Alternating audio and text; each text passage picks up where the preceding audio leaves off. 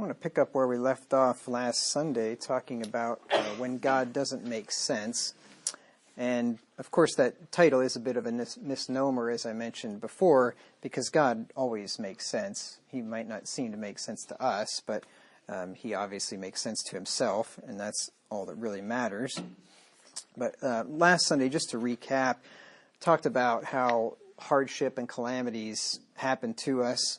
We're pretty much nobody's immune from it, and when this happens, a lot of times we can't understand why it's happening or why God allowed it to happen to us, and it just doesn't seem to make sense to us that if God loves us and he's all-powerful and he could stop things like that from happening, then why doesn't he do so?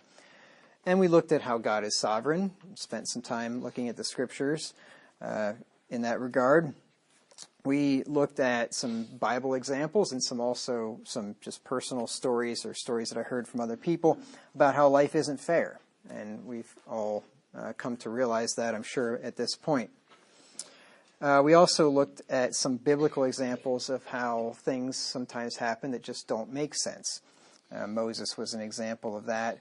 And we often probably are tempted to think or say that, maybe not say, but at least think that if I were God, I would do things differently.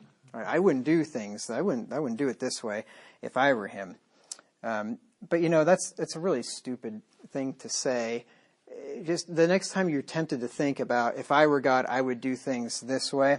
Just think about when you were 5 years old and you thought, if I were mom and dad, I would do things this way, right? Because they're dumb and they don't know anything, and if they knew what I knew, they'd be doing things like I would do them. And also, of course, you're never going to go back to being 5, but those of you who are employees, remember this. And an employer could tell you this. Things look differently from the employer's standpoint than from the employee's standpoint. And lots of employees say, if I were the boss, if I were the owner, I'd do things this way. He's stupid. He doesn't know what he's doing. Chances are he's not stupid and he does know what he's doing, because if he didn't, he wouldn't be in business. He would have been out of business by now.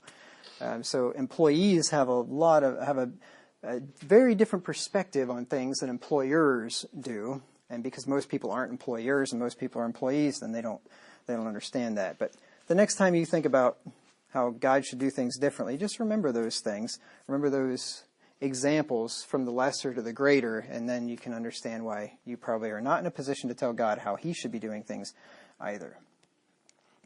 And then we looked at how God's timing is often too slow, how Jesus shows up 4 days late many times in our lives.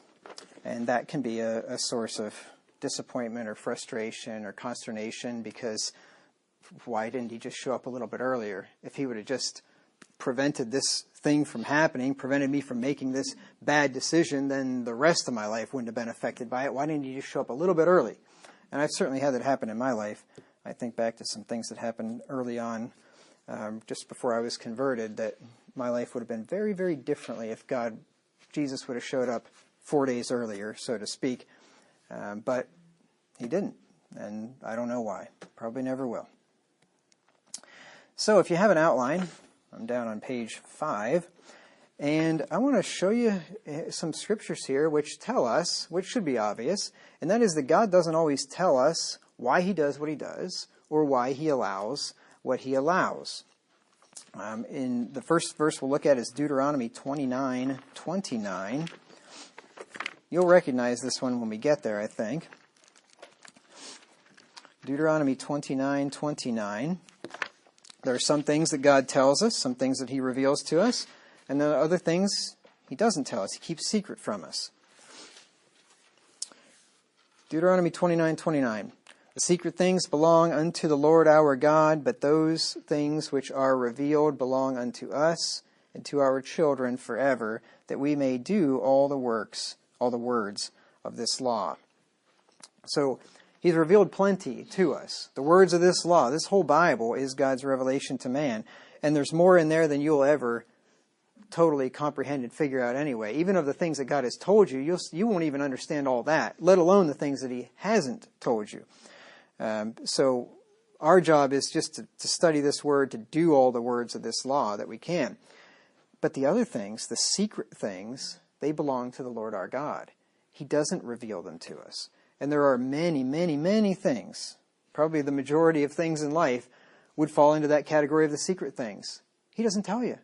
There's lots of things about himself. There's lots of things about what's happening in the world, what's going on, things happening behind the scenes, whatever, all kinds of things that he doesn't tell you, and he's never going to. And you have to learn to make your peace with that. They're called secret things for a reason, because they're kept secret. And anybody that tells you that he can tell you what the secret things are is a fool, obviously, because they're not meant to be known. Proverbs 25 and verse 2 tells us that it's the glory of God to conceal a thing. This is his prerogative. See, people don't like secrets. I mean, they love secrets when you tell them the secret. But people don't like secrets that are kept from them. We're all like this. We just have this deep desire to know the unknown. I remember just a real quick story. I don't think none of you really were privy to this, but in Minneapolis, we had this situation happen one time where these people were going to join the church. They drove a long way to come to join the church. They showed up that night and then never showed up in church the next morning and went home. And I knew what happened, obviously, but nobody else did. And I couldn't tell and wouldn't tell anybody. And I remember one member saying, "What happened with them?" I'm like, "I can't tell you." He's like, "But I want you to tell me." Like, it was just killing him. He just wanted to know so badly. And I said, I'm sorry, I can't tell you.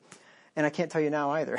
So sorry to leave you hanging. But anyway, that's human nature. It's like, we just want to know the unknown so badly, and it drives us crazy if we can't find it out. But anyway, Proverbs 25 and verse 2 said, it is the glory of God to conceal a thing, but the honor of kings is to search out a matter. Now, this tells us that there are some things that are maybe concealed but could be found out if you really search them out and you do your diligence. And there are some things, like the secret things, that are just flat out concealed. It's God's glory, and he's not going to reveal those things to you. And, those kind of things, you would be better off just to leave them alone. Because all you'll do is end up driving yourself crazy. If you try to figure out why this horrible thing happened in my life, why did God allow this to happen to me, and you obsess about that for the rest of your life, and you're never going to find out. And you're never going to get over it either, because it's constantly on your mind. You just need to learn to let that go and just say, the Lord knew what he was doing, and he's not going to tell me why. There are some things that God does that we just can't comprehend. We just don't have the brain matter to do so. Job 11, 7 through 10. And of course, this is the way it has to be. If God is really infinite in intelligence and power and knowledge and understanding, how in the world could there not be things that we could not comprehend about him? And I know it was a double negative, but I think you got it. If he's infinite in understanding, there has to be things that we just can't understand about him. Because if we could, that would mean that we are on par with him, we're equal to him, we can understand everything he can understand, and what's that make you? A God just like he is, right? Obviously, there are going to be things that you cannot understand about an infinite, almighty, all-wise, all-knowing God. Job 11, 7 through 10. Canst thou, by searching, find out God? This is a rhetorical question. Obviously, the answer is no. Canst thou find out the Almighty unto perfection? So you can find out some things about the Almighty, but you can never find him out unto perfection, meaning to like a fullest extent. It is as high as heaven. What canst thou do? Deeper than hell. What canst thou know? The measure thereof is longer than the earth, and broader than the sea. If he cut off and shut up, or gather together, who then can hinder him? Right? You can't, like in another place, you can't say unto him, what doest thou, right? You can't hinder him. You can't, whatever he decides is what he decides. You can't figure him out. You just think about it. Most of us, I mean, there's rare exceptions, but most people probably can't even understand basic physics, chemistry, biology, astronomy, like the natural sciences. I mean, most people have maybe a bit of a surface level understanding of this, but most of us, I would say probably everybody in this room, none of us would be anywhere near experts in all of those sciences, even the basic ones, let alone when you get really, really high up. So how in the world could we possibly expect to understand all the things of God when you can't understand Newton's laws of physics hardly? When you're like, oh, what was the first law again? Like, how are you possibly going to understand all the ways of the Almighty? Job 37 and verse 5.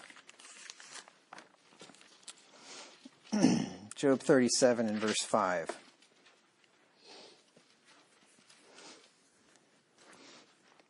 God thundereth marvelously with his voice. Great things doeth he, which we cannot comprehend. All right, there's your verse. We cannot comprehend the things that God does. Now, that could be in the physical, natural world. That could be in the spiritual world. That could be in circumstances that he allows into your life.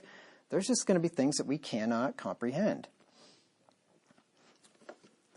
Have you ever found something that just seemed like it was just impossible, like there's just no possible explanation to this, it just doesn't make sense, and therefore if I can't make sense of it, then it's stupid and it can't be right, and then somebody can come along and explain actually how this does make sense, and you're like, oh, I see, right? I think when we get to heaven, we're going to have a lot of, oh, I see moments when we realize, oh, there actually were reasons for all this. I just couldn't understand it. My mind just isn't big enough to comprehend those things. Isaiah 45 and verse 15.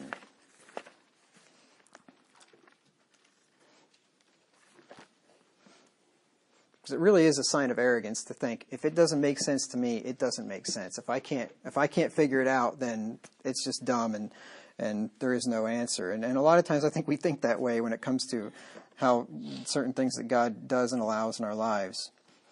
Isaiah 45:15, Verily thou art a God that hidest thyself, O God of Israel, the Savior. So there are things about God that he conceals from us. He hides from us. He's revealed some to us, but he hides himself in many ways. I mean, the biggest way is physically. Like he could make himself known to us, right? Moses saw him on the mount. He saw his backside. God could just come down and appear right now, and everybody could see him, and there wouldn't be one single person on this planet that would have any possible reason to doubt his existence if he's standing there right in front of him. And God could do that in an instant. But he doesn't. Why not? Well, he's a God that hides himself. He doesn't show us everything. He wants us to live by faith and not by sight. 1 Corinthians 2:16.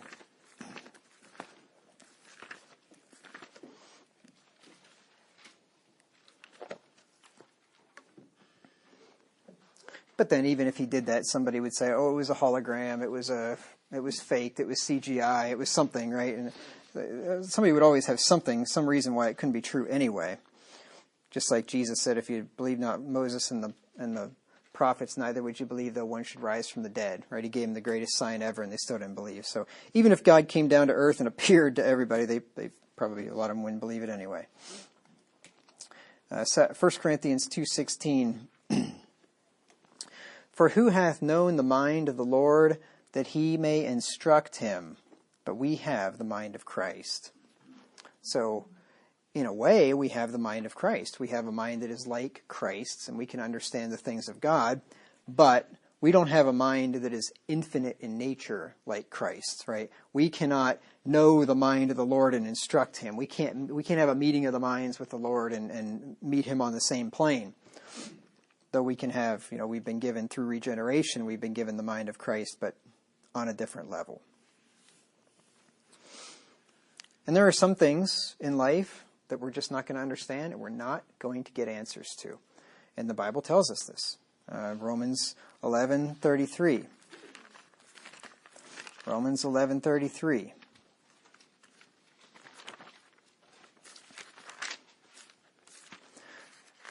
I think this can actually be comforting. If you can come to terms with the fact that there are things you're not going to know, then you can stop trying to find out all those things.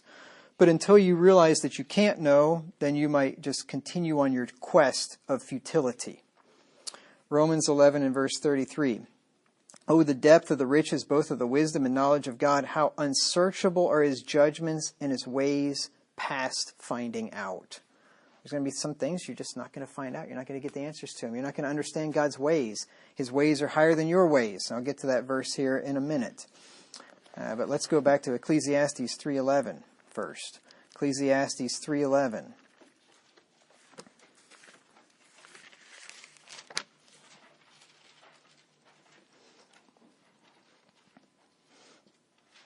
He hath made everything beautiful in his time. Also he hath set the world in their heart, that is, in men's hearts, so that no man can find out the work that God maketh from the beginning to the end. He set the world in our hearts. In our fallen human nature, with the world in our hearts, we're not going to be able to understand God to the full. We're not going to understand the work that he makes from the beginning to the end. We're not going to see the big picture. We're not going to understand everything that he does. It just can't happen. If you could understand everything about God, that means that you've created a God in your own mind that you can understand. You've basically created a false god or an idol if you could understand everything about him. Ecclesiastes 8 and verse 17. Then I beheld all the work of God, that a man cannot find out the work that is done under the sun, because though a man labor to seek it out, yet he shall not find it. Yea, further, though a wise man think to know it, he shall not be able to find it. Now, if the wisest man that ever lived, except the Lord Jesus Christ, right, talking about Solomon that wrote Ecclesiastes, if the wisest man in the world said that you can labor to find it out, that even wise men can labor to find it out, and you will not be able to find it, believe him. Because if anybody could have figured out all the complexities and intricacies of life and all the reasons why God does everything he does, if anybody could have figured it out, it would have been Solomon.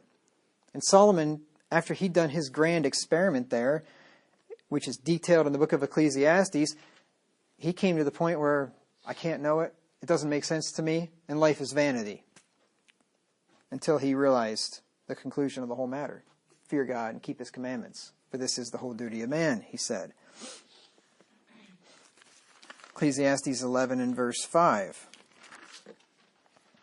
As thou knowest not what is the way of the Spirit, nor how the bones do grow in the womb of her that is with child, even so thou knowest not the works of God, who maketh all. Do any of us know how the bones do grow in the womb? No, you really don't. You know that the bones grow in the womb. You don't know how the bones grow in the womb. You think about that. I was thinking about it the other day. It's fascinating and mind-blowing to think that the sperm fertilizes an egg and you have a single cell, and that single cell contains the DNA of what the person is going to be. So everything the person is going to be is in that single cell. Nothing ever gets added to it. It's all there in the beginning. And then somehow that cell divides, and then each of those cells divide and divide and divide and divide. And I forget, I read just the other day somewhere that our bodies are made up of trillions of cells. And all those cells have to be talking to each other, or at least talking like to the central nervous system or something. So there has to be some kind of a communication system throughout trillions of cells in your body. And it's like as those cells are dividing, some of those cells are becoming bone cells, and some of them are becoming blood cells, and some of them are becoming organ cells, brain cells, heart cells, arteries, veins, right? Toenails, hair. But how does all that happen? How in the world do the cells know when they divide and then they group together to become all these? Nobody knows how that works. It's absolutely mind-blowing. Fascinating. Well, if you can't figure out that little thing that happens every day, billions of times over, to every human being that's ever lived, if you can't even figure out that much, how are you going to know the works of God? How are you going to figure out God if you can't even figure out how the bones grow in the womb? There's just going to be things that you're just not going to understand, and neither am I. And how anybody, with any knowledge whatsoever, I mean, if anybody that even knows just the little bit that I just said there, which was just, reasoning from somebody that doesn't know a thing about biology, anybody that even knows that much, how you could possibly believe in evolution is beyond me. To think that somehow that all evolved. That is the epitome of foolishness. Let me give you one more. Acts 1 and verse 7. Acts 1 and verse 7.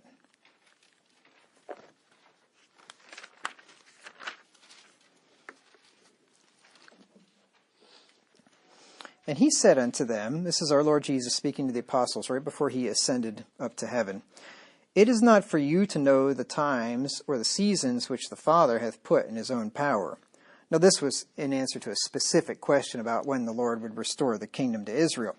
But the point is, the general point is, you don't know the times or the seasons which God hath put in his own power. You don't know. Those things are up to God. In this life, we see through a glass darkly. It's kind of like if you have sunglasses on and they've got all smudged up and a bunch of dirt and you can hardly see. You can kind of roughly, you can see, pick out some figures and things like that, but you really can't see any detail as to what's happening. That's sort of like what it's like walking through this world. 1 Corinthians 13 and verse 12. We see through a glass darkly. For now we see through a glass darkly, but then face to face. This is talking about at the resurrection. Now I know in part, but then shall I know, even as also I am known. So right now everything's hazy, everything is unclear. We can just understand a little bit here and there, but we're not going to see things clearly. Someday, maybe we will, but not now. Because God's thoughts are not our thoughts, and his ways are not our ways. Isaiah 55, 8 through 9. Isaiah 55, 8 through 9. And this is one of those verses that's easy to understand but hard to accept. It's tough to have to admit that God's ways are just different than my ways. He thinks differently than I do, and I just can't understand why he does the things he does. For my thoughts are not your thoughts, neither are your ways my ways, saith the Lord. For as the heavens are higher than the earth, so are my ways higher than your ways, and my thoughts than your thoughts.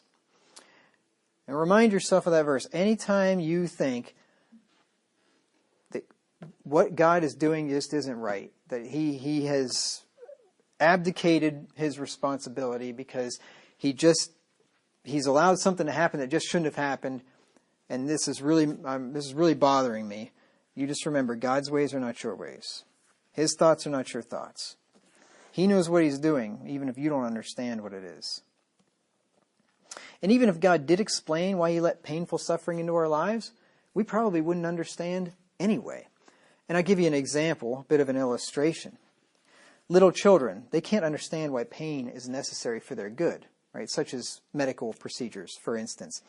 Take a little toddler and try to explain to him why this is necessary, why this thing that hurts is necessary. James Dobson talked about in his book, and the book that with the title that we're looking at here, when God Doesn't Make Sense.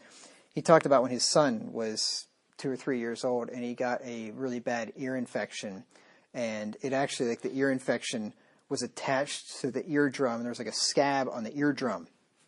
And his wife took the boy to the pediatrician, and the pediatrician told her that he's going to have to peel that scab off his eardrum, and she was going to have to hold him down. And when she couldn't hold him down, said, "You're going to have to get your husband." And Dobson's he's a big man, 6'2" or something. He said 220 pounds. He comes in there and pretty much took all he had to wrap himself around this little boy and hold him down. Well, that doctor peeled that thing off, and the kid's just screaming and wailing. He said the hardest thing was for it is he could see in the mirror, and he could see his son looking at him through the mirror with this terrible, betrayed look on his face, like, "How could you do this to me? Like, don't you love me?" And it was a touching story. But anyway, if he would have tried to sit his son down and said, "Look, we have to do this because otherwise your eardrum's going to rupture and then you're not going to be able to hear when you get older," and blah, blah, blah. You know what his son would have done? Wailed.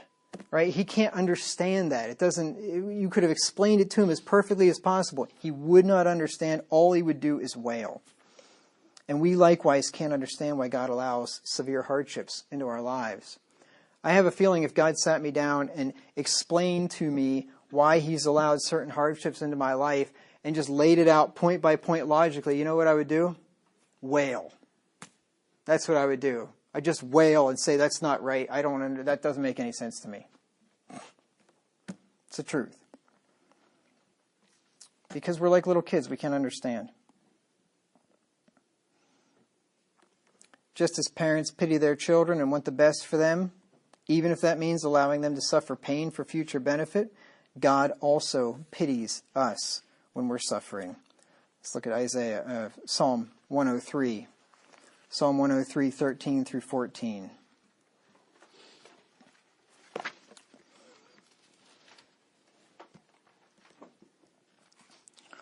Like as a father pitieth his children, so the Lord pitieth them that fear him. For he knoweth our frame, he remembereth that we are dust.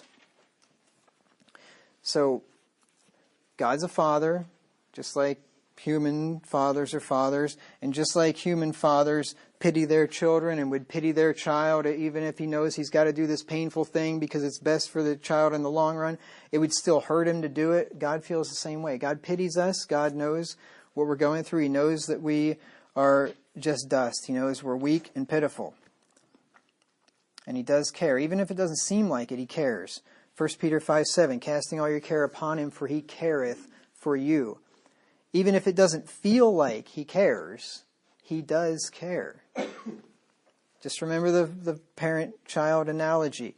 When you're a child, you don't think your parents care. When you get old enough to understand, you realize they actually did care, right? Well, it's the same way with God. In our affliction, the Bible says he is afflicted. Judges 10 and verse 16.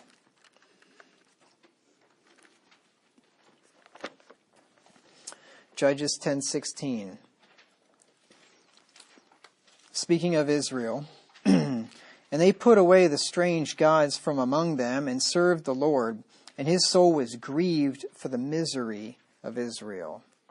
His soul was grieved, even though their misery is self-inflicted here. They're in misery because they'd served other gods and they'd been taken over by foreign enemies and things like that. And even despite it being their own fault, his soul's grieved for the misery of Israel. Israel are God's people, so that applies to us today. Isaiah 63 and verse 9. Isaiah 63 and verse 9.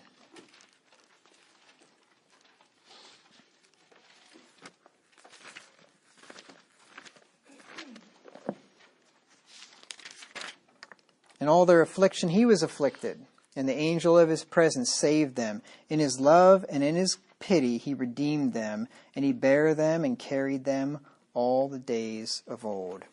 In their affliction he was afflicted. He feels your pain, but he allows it to go on because it's necessary. But though he feels your pain, he doesn't always explain your pain. He doesn't tell you why things are happening. But just know this, that he does know your pain. He is afflicted when you're afflicted, even if it doesn't feel like it. We'll talk about that probably. I think it's in next week's sermon about how we have to trust. We have to hold on to our faith and believe in God's promises and not look at our circumstances to determine his love for us. In Proverbs 3, 5 through 6, we're told here that we need to trust God, acknowledge he's right, and lean not unto our own understanding. And of course, I've read this verse a million times, I've quoted it a million times, but I never really thought about it in the context in which we're looking at in this study. But it really does apply here as in many other places. Proverbs 3, 5 through 6. Trust in the Lord with all thine heart, and lean not unto thine own understanding. In all thy ways acknowledge him, and he shall direct thy paths. So we need to not lean to our own understanding and not try to comprehend why God has allowed these calamities into our lives. Just trust in him. Trust that he'll guide your paths, direct your paths, acknowledge him in all thy ways. Acknowledge that he's right. He knows what he's doing. And trust in him to take you where he'll have you to be. An example of this would be the example of Joseph. You remember Joseph, the son of Jacob. Back in the Old Testament, he was a type of Christ. That is a picture of Christ. And I'll read what Dobson has to say here about this. I thought this was a good point. He said, look at the experience of Joseph, one of the patriarchs of the Old Testament. His entire life was in shambles until the triumphal reunion with his family many years later. He was hated by his brothers, who considered killing him before selling him as a slave. While in Egypt, he was imprisoned, falsely accused of attempted rape by Potiphar's wife, and threatened with execution. There's no indication that God explained to Joseph what he was doing through those many years of heartache, or how the pieces would eventually fit together. He was expected, like you and me, to live out his days one at a time in something less than complete understanding. What pleased God was Joseph's faithfulness when nothing made sense. If you put yourself in Joseph's shoes, that would be a terribly traumatic thing to live through. When we read the story, and especially after we've already read it before, and we know what the outcome and the ending is, you can read through it and you're thinking, oh, okay, yeah, you get thrown in a pit, okay, yeah, but it's going to be all right. Well, yeah, you get sold to the Ishmaelites and they take you down into Egypt, but it's going to be all right. And then you go to Potiphar's house, all things are a little better for you. Oh, now you get accused of rape. Oh, now you're in prison. Now you're bound and in a horrible condition, but it's going to be all right. Things are going to get better, right? And then, so, I mean, as the story goes on, you always think, well, it's not such a big deal because things are going to get better. But when Joseph was going through it, he didn't know the end of the story. He had no idea. Number one, he didn't know why any of this was happening. We know why it happened. He didn't know why, and he didn't know what the outcome was either. It says in Psalm 105 that the word of the Lord tried Joseph while he was in prison. Psalm 105, 17 through 11.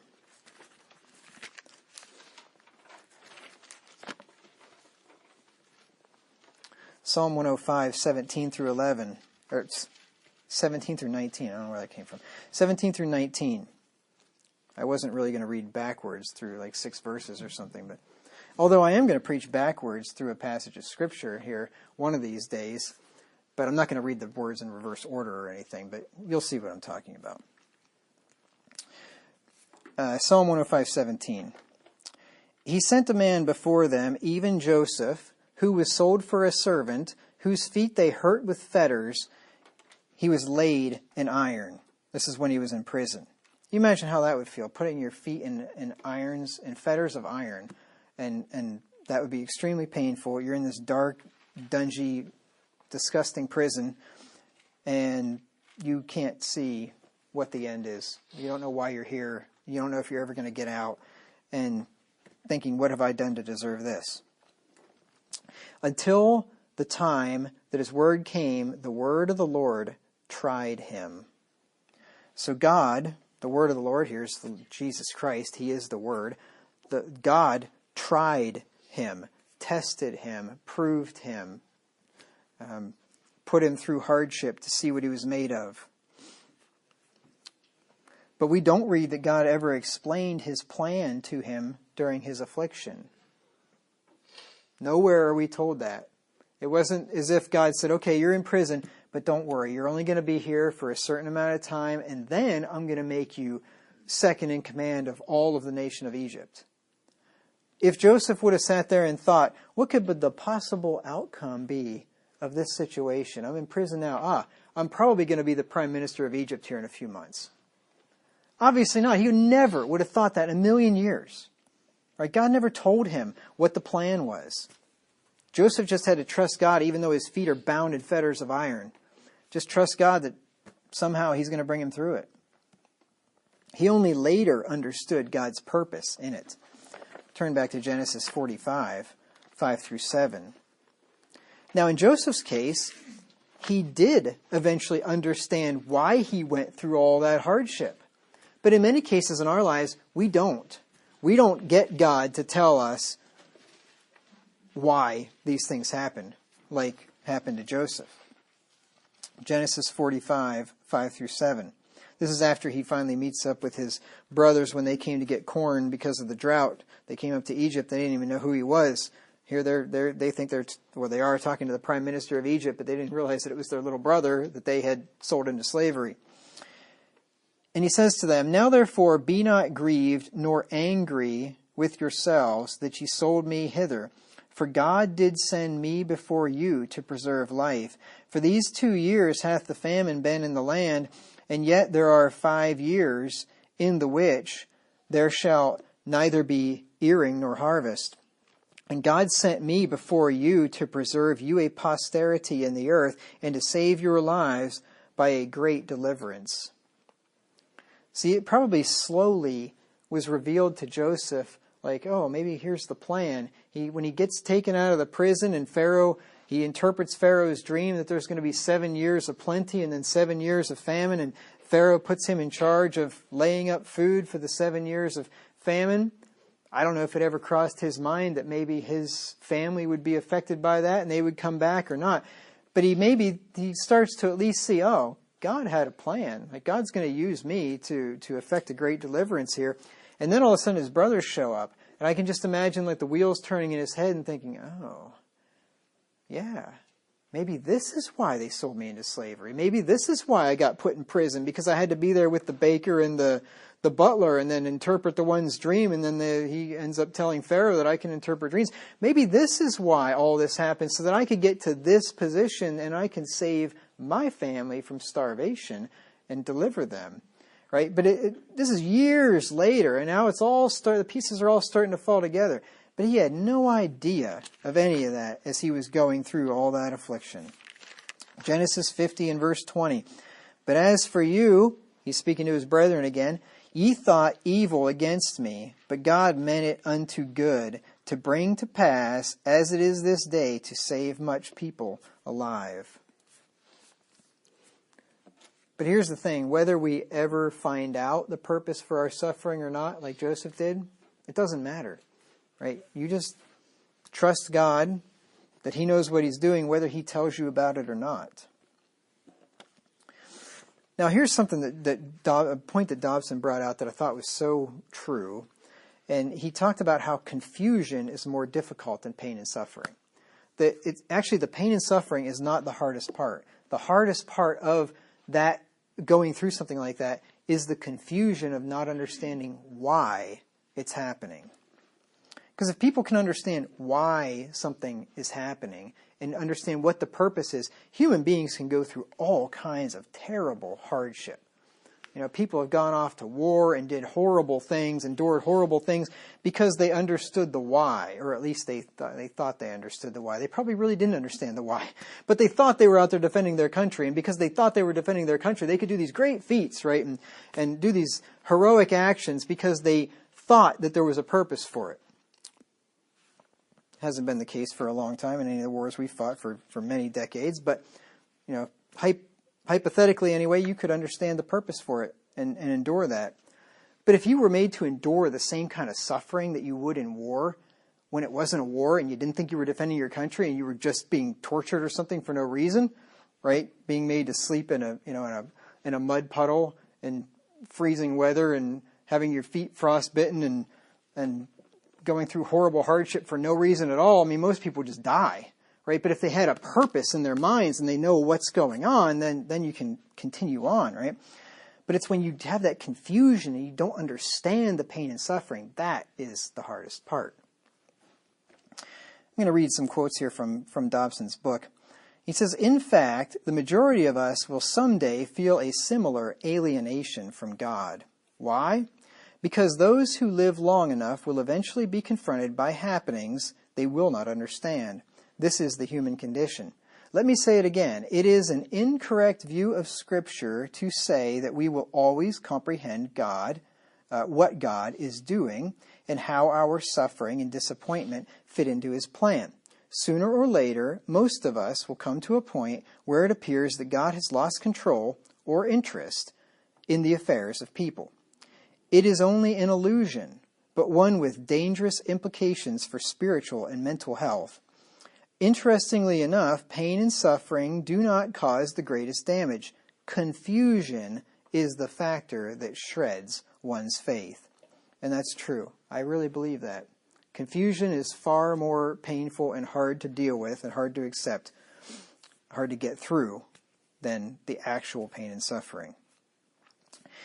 He continues here on the next page. Jim Elliot, one of the 5 missionaries who were who were speared to death by the Auca, now Guarani people in Ecuador, best described this ultimate investment. He is quoted in Elizabeth Elliot's book, Through Gates of Splendor, the following, quote, "He is no fool who gives what he cannot keep to gain what he cannot lose." Let me read that to you again. I've heard this quote for years. I didn't know who actually said it. I didn't know Jim Elliot's story then. He is no fool who gives what he cannot keep to gain what he cannot lose. That biblically based understanding turns martyrdom into a glorious victory. By contrast, Christians who become confused and disillusioned with God have no such consolation. It is the absence of meaning that makes their situation so intolerable. And that's it, the absence of meaning. You know, getting back to the war thing, I think that's probably why the soldiers that came back from the Iraq War, the Second Iraq War, had a crazy high suicide rate, that way more of them died of suicide after they got home than ever died in the war. And I think, this is just my idea, I think the reason for that is the absence of meaning. They got home and they realized, what the heck were we doing? That was a worthless war that we had no business being in. We went over there and massacred hundreds of thousands or even up to 1 million people for no reason whatsoever. And then you come home and you think, what was it all for? I did these horrible atrocities. What was it all for? The absence of meaning. Whereas when soldiers came home from World War II, right, they didn't have that. We had a defined enemy, a defined goal. You went over there, you won the war, you came home, it's over. Defeated the bad guy, right? I mean, that's the simplistic story. There's of course always more to the story, right? And the good guys write the history and all that. But I mean, that was the understanding everybody had. We beat the bad guys, we came home, it's over. Not this, it hasn't been the same in these modern wars that we've been in the last 20-some years. The absence of meaning. I think that explains a lot. Anyway, it is the absence of meaning that makes their situation so intolerable. As such, their depression over a sudden illness or the tragic death of a loved one can actually be more severe than that experienced by the non-believer who expected and received nothing. So he's saying there that sometimes it's actually harder for Christians to endure these kind of things than unbelievers. Because Christians, some of them have this idea that God's going to take care of them and nothing bad is going to happen to them and everything's going to go okay because they're followers of Christ. Whereas non-believers don't have any of that. And so when the same calamity happens to a believer versus an unbeliever, the unbeliever may actually have it easier because he didn't really expect anything out of life. He just thinks, oh, this is just how life goes. Whereas the believer thought, this wasn't supposed to happen. Why did this happen to me, right? And now you have this whole crisis of faith. It is not uncommon to hear a confused Christian express great agitation, anger, or even blasphemy. This confused individual is like a little girl being told by her divorced father that he will come to see her. When daddy fails to show up, she suffers far more than if he had never offered to come. The key word here is expectations. They set us up for disillusionment. There is no greater distress in human experience than to build one's entire way of life on a certain theological understanding and then have it collapse at a time of unusual stress and pain. A person in this situation faces the crisis that rattled his foundation. Then, like little Chris, who must also deal with the anguish of rejection. Let me read that again. Then, like little Chris, he must also deal with the anguish of rejection. And poor little Chris, this was in the book. Little Chris, if I remember, there was a lot of stories, but if I remember this one, he had been burned very badly as a little child, and his face was all disfigured, and he had to have surgeries, and he looked bad.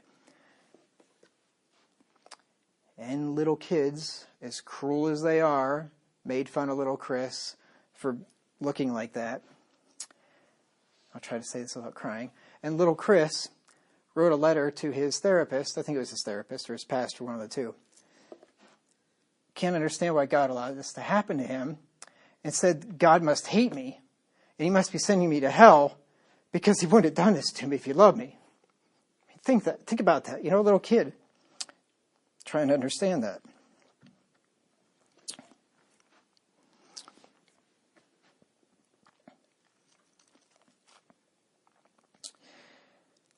The God whom he has loved, worshipped, and served turns out to appear silent, distant, and uncaring in the moment of greatest need. Do such things come even to the faithful? Yes, they do, although we are seldom willing to admit it within the Christian community. I think he's very right about that. It's especially dangerous for anybody in the charismatic movement or in that word of faith movement that believe that if you just have enough faith, nothing bad's ever going to happen to you and God's going to take care of you and everything is going to be great. I think about that preacher here in town, that word of faith preacher that had a heart attack and then had a stroke, and he was bedridden and paralyzed, and then he died here earlier this year, I think it was. But I just think about that and how I'm sure he had preached, if you have enough faith, you just say the word, you're going to be healed. You're not going to suffer like that. And then look at the poor guy. And what did that do to his faith? I don't know. What did that do to his family and his church's faith? You have to wonder. Now, the Scripture does reveal to us, to some extent, why God allows these hardships to come into our lives. And one of the reasons is to try our faith. He does allow affliction and suffering in our lives to try our faith. So we do know that much, at least, though we may not know all the details. Let me just give you some verses here. James 1, 2 through 4.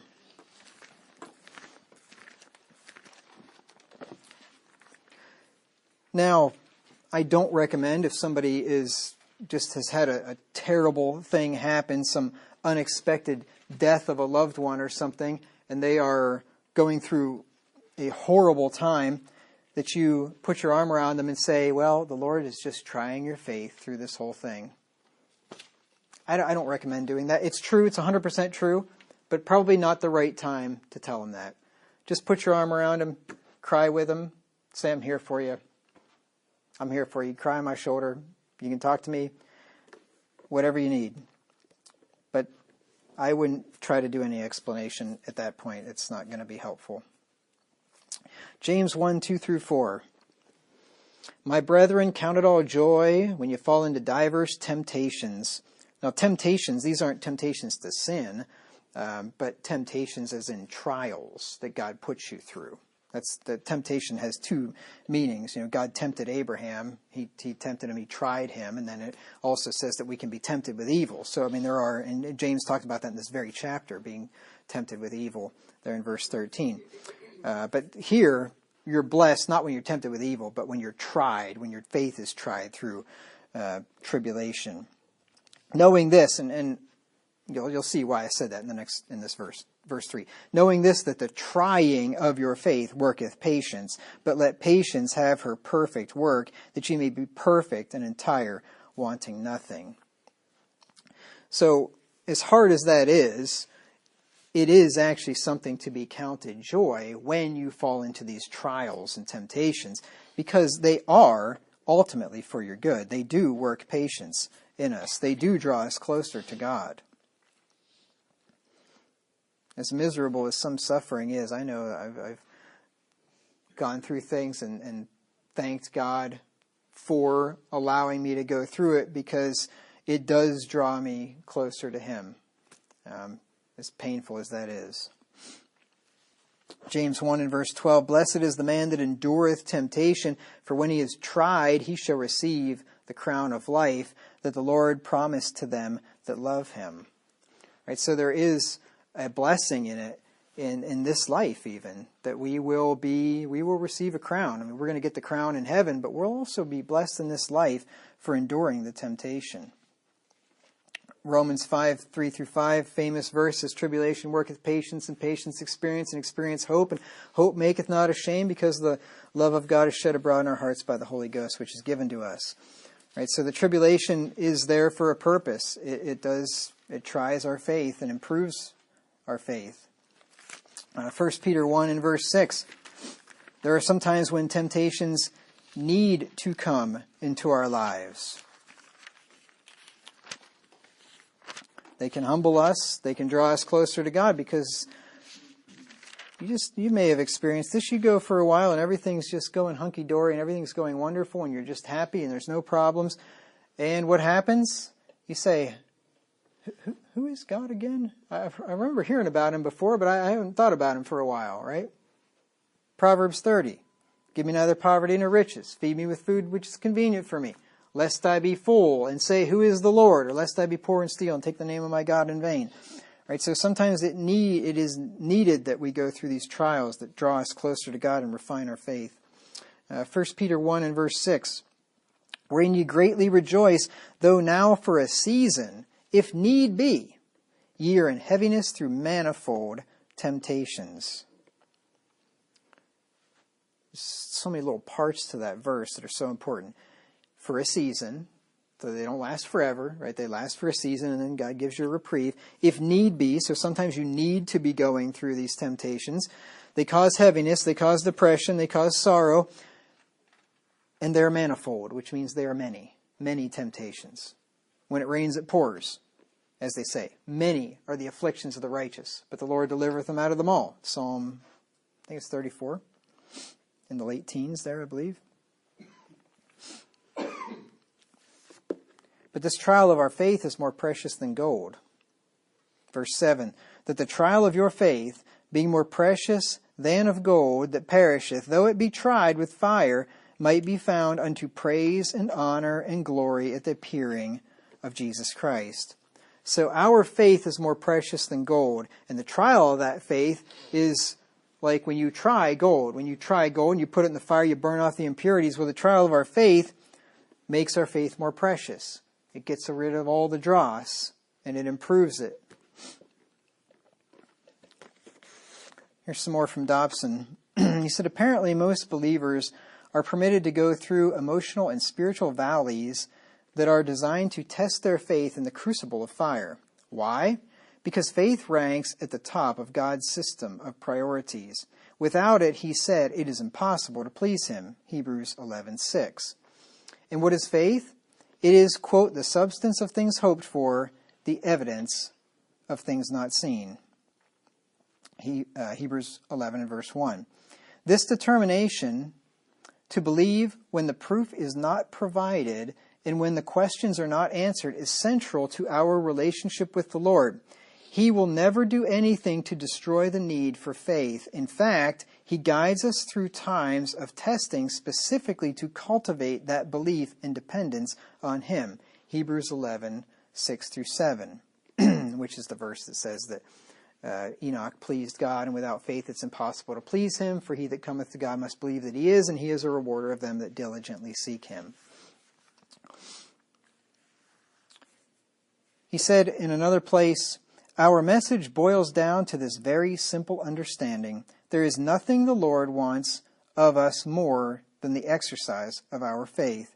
He will do nothing to undermine it, and we cannot please him without it.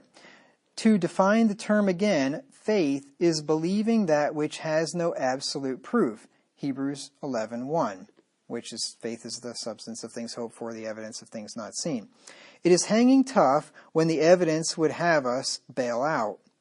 It is determining to trust him when he has not answered all the questions or even assured a pain-free passage.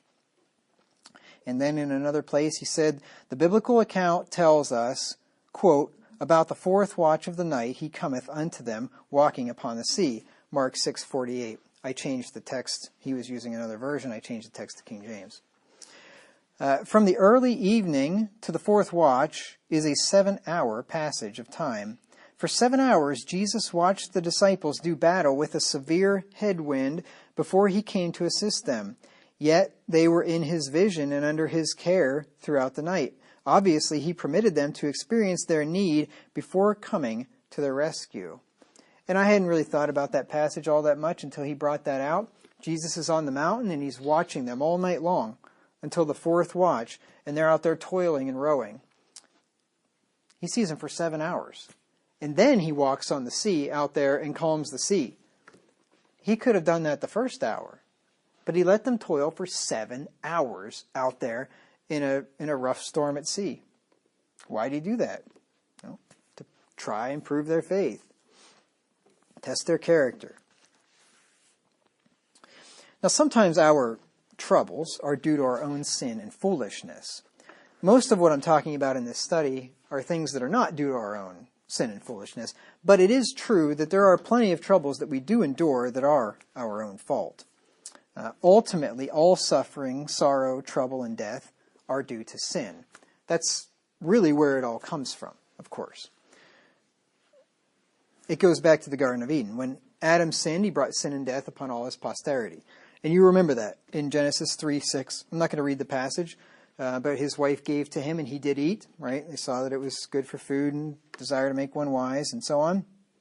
Adam intentionally disobeyed God. He ate of the fruit. God told him, in the day thou eatest thereof, thou shalt surely die. There's a change comes over Adam, and then God pronounces the curse on him, and he says, the ground's cursed, your labor's cursed, by the sweat of your brow you're going to labor. So when Adam sinned, he brought the curse upon himself. He brought sin and death upon himself. And it says in Romans 5:12 that wherefore as by one man sin entered into the world, and death by sin, so that death passed upon all men, for that all have sinned. So Adam passed that sin/death principle down to all of us, and that's why all of us eventually get sick and die in this world. And that's why we suffer all these calamities, is because of sin entered into this creation. And we're told in Romans 8:20 through 23 that the whole creation groaneth and travaileth together in pain until now. So even the animals are suffering because of what Adam did. And we're told in Romans 6:23 that the wages of sin is death, but the gift of God is eternal life through Jesus Christ our Lord. Wages of sin is death. The thing is, it comes sooner to some than others, right? And that's how you can explain what happens in this world. Everybody gets death. Everybody deserves death. The wages of sin is death. Some people just get it earlier than others. Some people die as a child. Some people die in midlife. Some people die, before they reach their full age. Some people get killed in tragic car accidents. Some people get cancer. Some people have heart disease. So some people, all kinds of stuff. Some people get murdered, right? Poor Abel. He didn't even make it past the second generation. Got murdered, right? So some people's death just comes earlier than others. And the only way that I can explain that is Ecclesiastes 9:11 and 12. Sometimes innocent people are like the unfortunate fish that get caught in the evil net.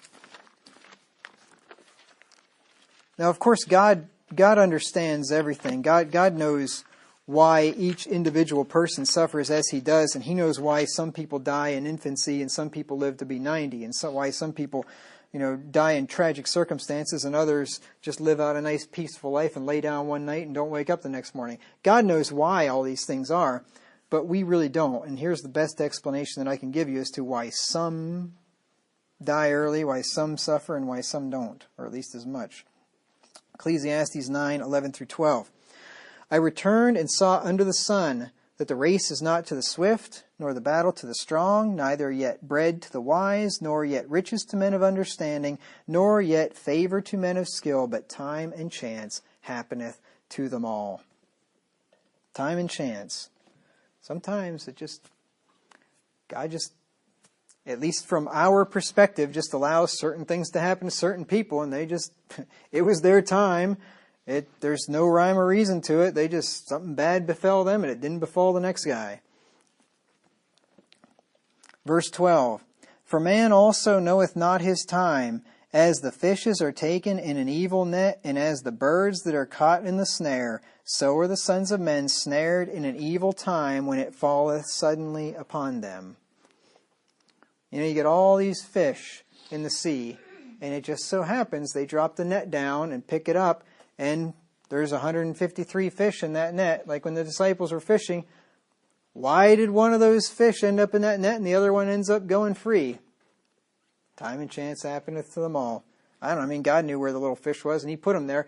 But from our standpoint, he just got caught in the evil net. He was just in the wrong place at the wrong time. There might not be a specific sin which caused a person's suffering or calamity or death. It might not be, there's no direct correlation. You did this, therefore you died early. You did this, therefore you got that disease, right? In some cases, they're just part of the collateral damage of a sinful world. That's the best way that I can understand it. You're just collateral damage. It just happens.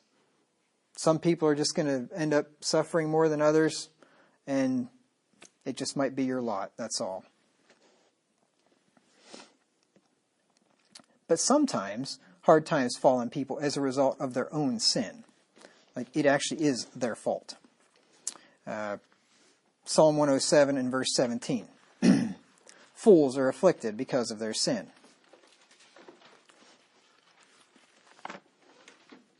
So it's important to keep this fact in your mind too, as you're thinking about why, when God doesn't make sense and why he lets these things happen. It's always a good idea to do an inventory of your life. I mean, you know, if you drink a 30-pack every night, and then in a few years from now you say, I've got cirrhosis of the liver. What were the odds? Why did this happen to me? Why is God so cruel and unmerciful? Why am I dying of liver cancer right now?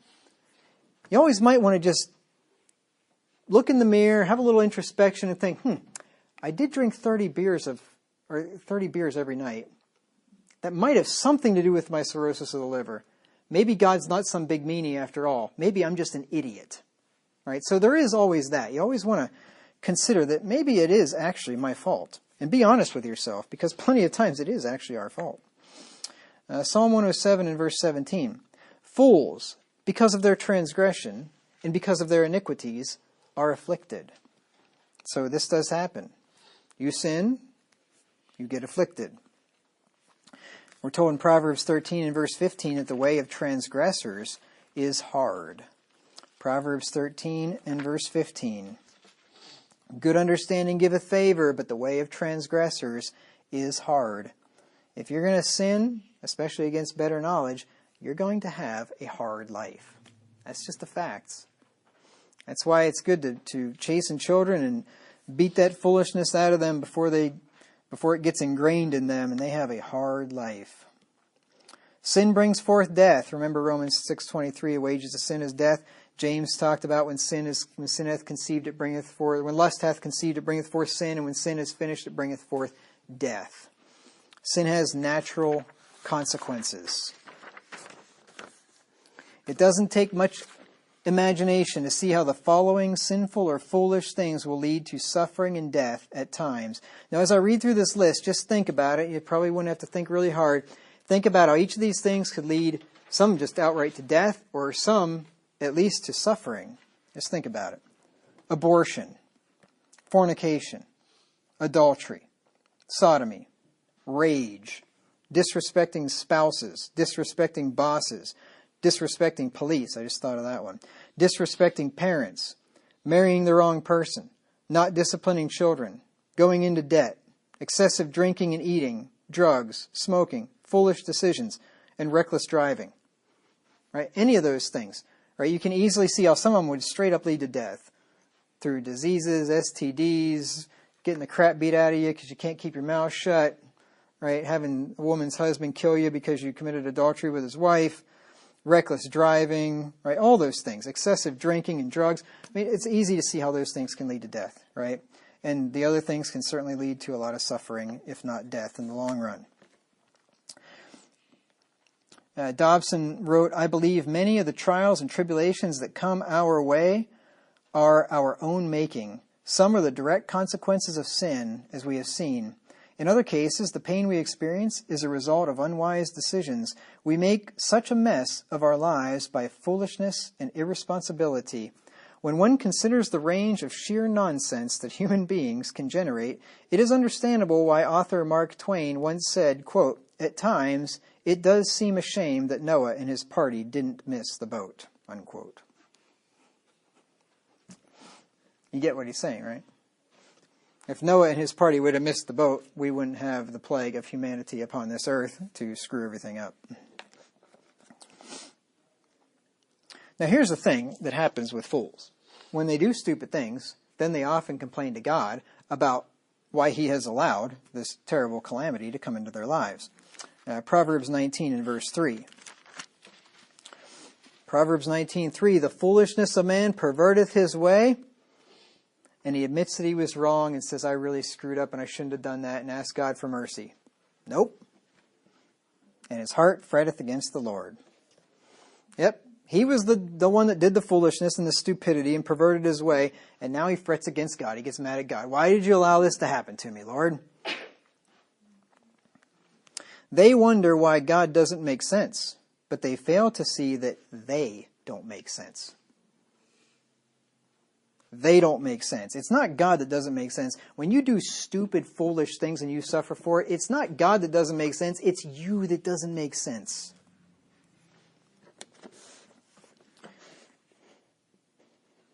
All right, let me just finish the rest of this.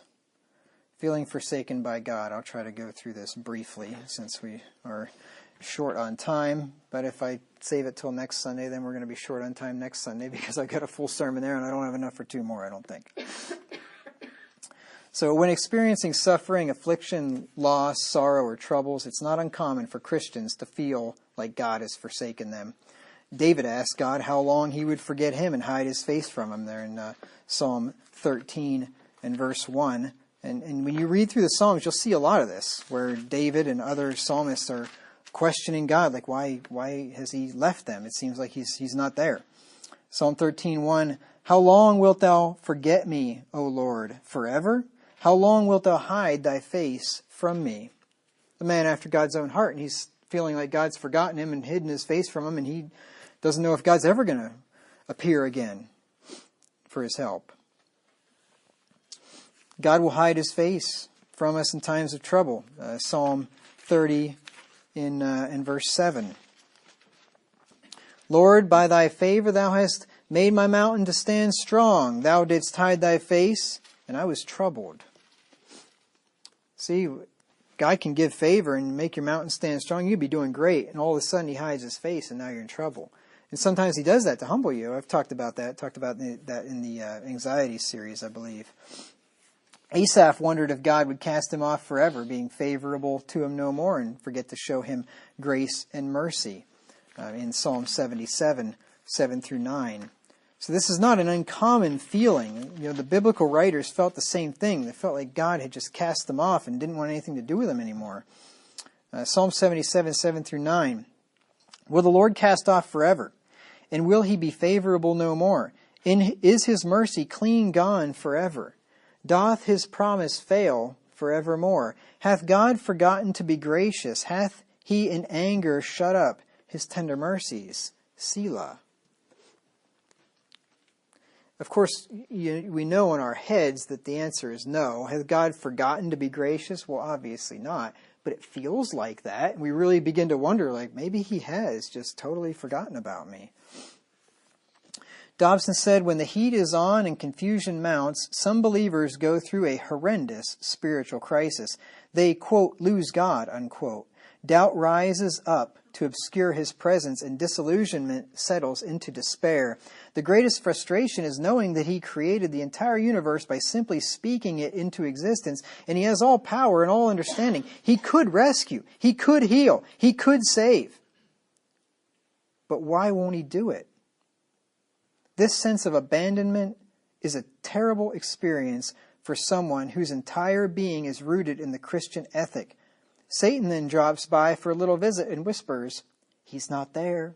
You're alone. That's a great time for Satan to tempt you too.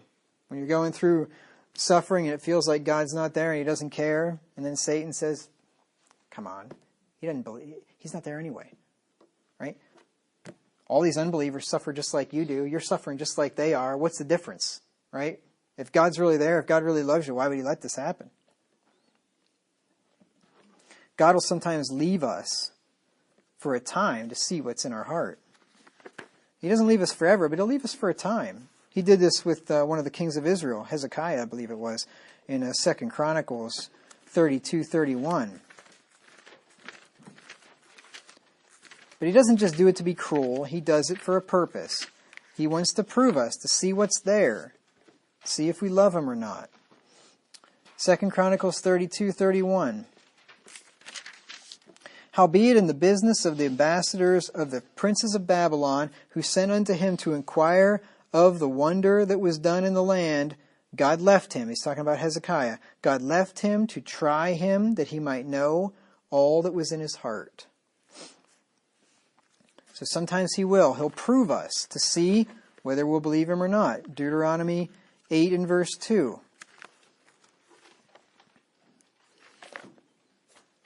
Because, it's really easy to be faithful to God and to sing God's praises and to say how wonderful the Lord is when everything's going just great in your life. But then all of a sudden when things start to not go great and things get really bad, then God's going to see what you're made out of, and so are other people. Are you going to keep the faith? Or are you just going to throw up your hands and say, man, you know what? Believing in God, following God has done nothing for me. What's the point? Deuteronomy 8 and verse 2. And thou shalt remember all the way which the Lord thy God led thee these 40 years in the wilderness, to humble thee and to prove thee, and to know what was in thine heart, whether thou wouldest keep his commandments or no. See, he had a purpose for that 40 years and all that hardship that they endured, to prove them, to know what was in their heart. See if they were going to be faithful or not. But though God will leave us for a time to prove us, he will not utterly forsake us.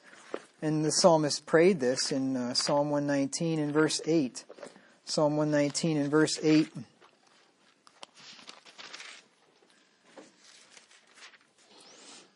I will keep thy statutes, the psalmist said. Oh, forsake me not utterly. And he won't. Isaiah 54, verses 7 through 8. Isaiah 54, 7 through 8. For a small moment have I forsaken thee, but with great mercies will I gather thee. In a little wrath I hid my face from thee for a moment.